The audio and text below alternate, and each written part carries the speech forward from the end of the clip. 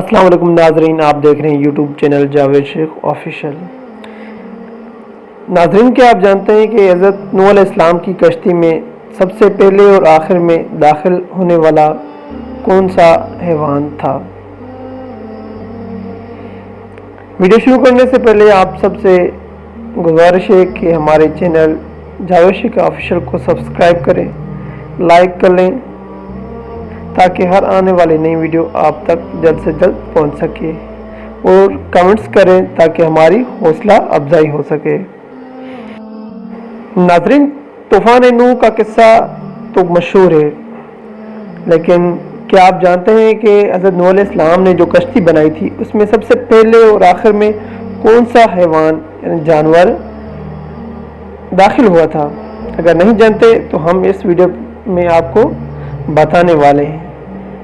بخش روایتوں سے استفاع ہوتا ہے کہ حضرت نوح علیہ السلام کی کشتی میں سب سے پہلے سوار ہونے والا جانور طوطی یا چوٹی تھی، اور آخری جانور گدھا، اور ابلیس بھی گدھے کے ساتھ کشتی میں سوار ہوا۔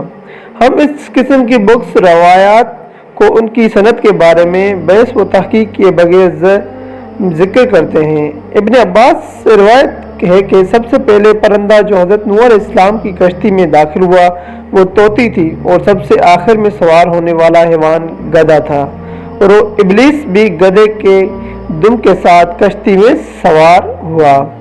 اس روایت میں لفظ الدورا آیا ہے جس کی معنی ہے ایک قسم کی طوطی۔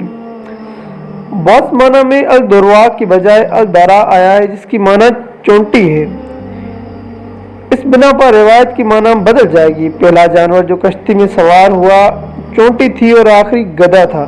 جب حضرت نوح علیہ السلام گدھے کو لائے اور اس کا سینہ کشتی میں داخل ہوا، اس وقت ابلیس نے گدھے کی دم پکڑ لی اور گدھے کے پاؤں کو کشتی میں سوار ہونے سے روکا۔